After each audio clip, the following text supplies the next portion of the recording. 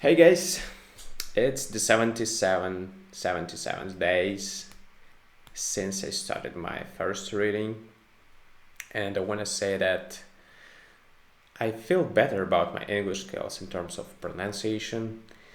It's still a long way to go, so the only way I believe in is the constant improvements, everyday improvements. So, yeah, just want to keep going, keep doing that, and yeah, we're gonna come to success someday.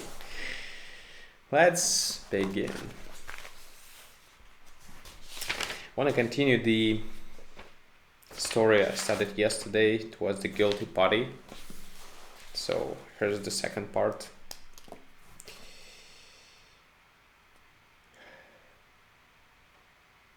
If it wasn't for peroxide and chloroform limit, would have put her on a long way to go. If it wasn't for peroxide, the chloroform limit would have put her out long ago. Okay. Oh, I'm looking for them. You tell the kid if he comes in, me, I'll cut his heart out. Leave it to me. Another whiskey, Tommy.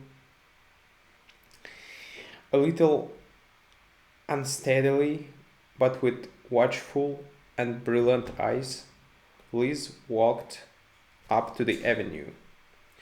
On the doorstep of a tenement, brick tenement, a curly-haired child sat, puzzling over the convol convolutions convolutions convolutions of the tangled string. Liz flipped down beside her with a crooked, shifting smile on her flushed face, but her eyes had grown clear and earthless for a sudden. Let me show you how to make a cat's cradle, kid, she said, tucking her green silk skirt under her rusty shoes. Tucking her green silk skirt under her rusty shoes. And while they sat there, the lights were being turned on the dance in the hall of the Small Horse Social Club. It was the bi-monthly dance address affair, in which the members took great pride and bestirred themselves huskily for fodder and adorn. At 9 o'clock, the president, Kid Malay, placed upon the floor with the lady on his arm. As the laurel's was her hair golden. Her yes was softened to a yeah, but its quality of assent was patent to the most Milesian, but its quality of assent was patent to most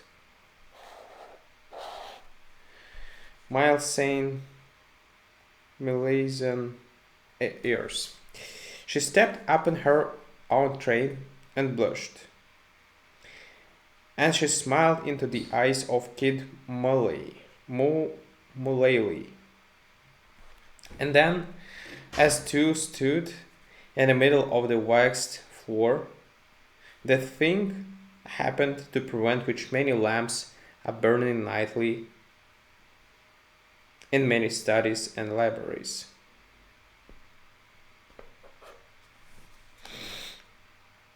Out from the circle of spectators in the hall leaped Fate,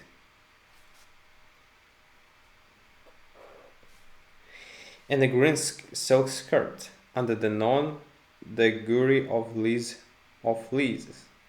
Her eyes were hard and blacker than jet. She didn't scream or waver. Most unwomanly, she cried out one oath, the kid's own favorite oath, and in his own deep voice. And then while the small house social club went frantically to pieces, she made good her boast to Tommy, the waiter, made good as far as the length of her knife blade and the strange strength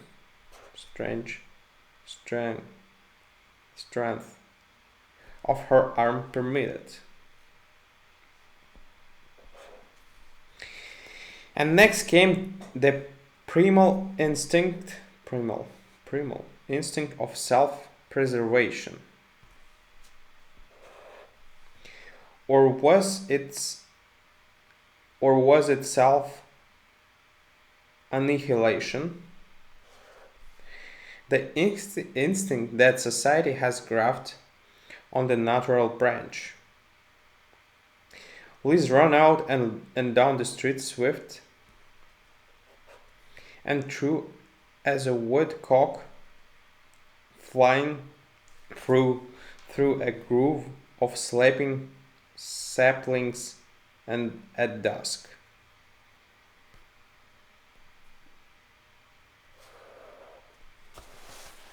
And then followed the big city's biggest shame, its most ancient and rotten surviving canker. Its pollution and disgrace, its blight and perversion, its forever infamy and guilt. Its blight and perversion, its forever infamy and guilt, fostered,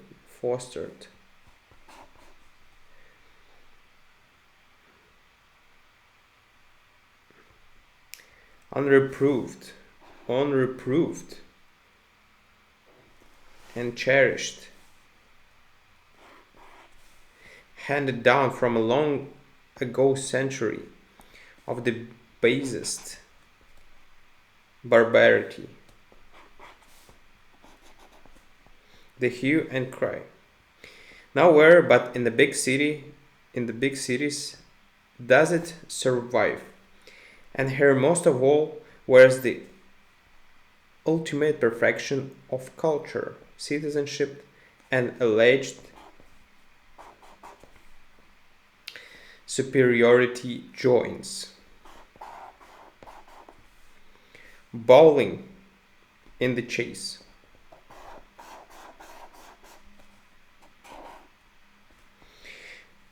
The pursuit, a shakering mob of fathers,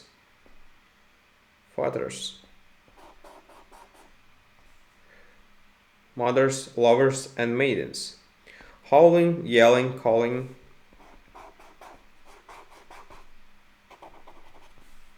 wrestling, crying for blood. Well, may the wolf in the big city stand outside the door. Well, may his heart the gentler falter at the sage,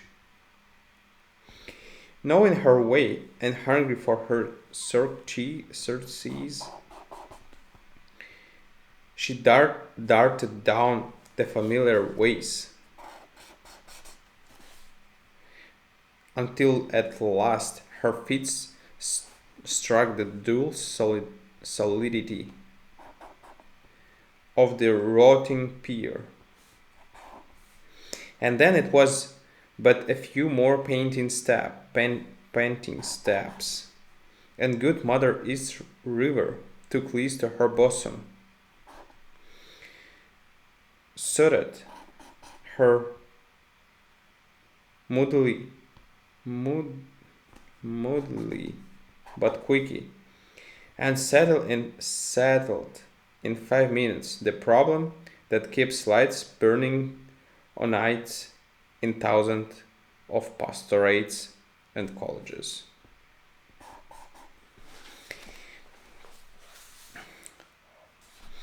It's mighty funny what kind of dreams one has sometimes.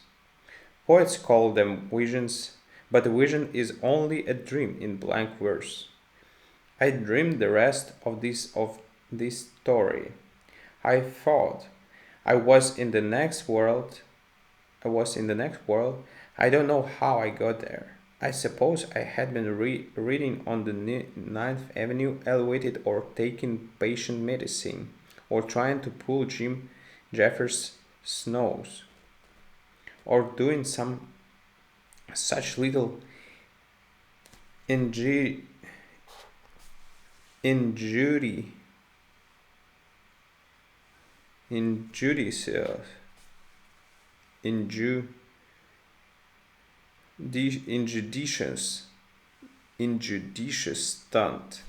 But anyhow, there I was, and there was a great crowd of us outside the courtroom where the judgments were going on. And every now and then, and very beautiful and imposing court officer Angel would come outside the door and call another case. While I was considering my own worldly sayings and wondering whether there would be any use of my trying to prove an alibi by claiming that I live in New Jersey, the bailiff Angel came to the door and sang out, "Case number 998527443." I've stepped a plainclothes man. There were lots of them there, dressed exactly like preachers, and hustling us spirits around just like cops do on earth. And by the arm he dragged, whom you do think, why, Liz? The court officer took her inside and closed the door. I went up to Mr. Flycop and inquired about the case. "A very sad one," says he, laying the points of his manicured fingers together. "And utterly incorrigible, incorrigible girl. I'm special terrestrial officer of Reverend Jones. The case was assigned to me. The girl murdered her fiancé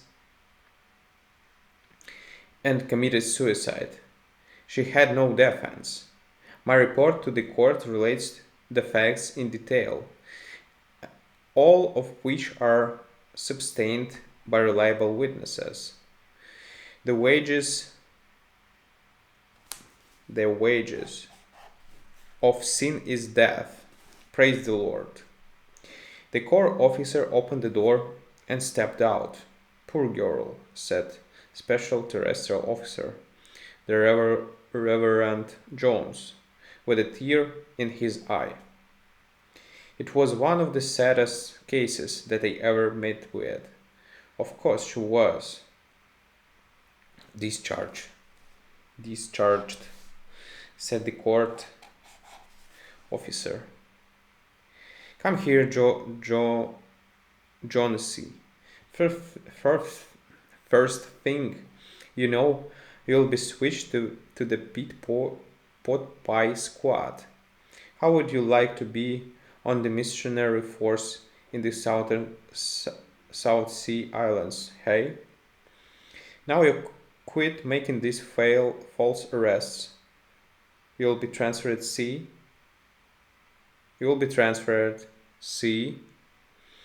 The guilty party you've got to look for in this case is a red-haired, unshaved, untidy man sitting by the window reading in his stocking feet while his children play in the streets. Get a move on you. Now, wasn't that a silly dream? Okay, guys, thank you for listening to me today and see you tomorrow on the next video. Thank you. Bye.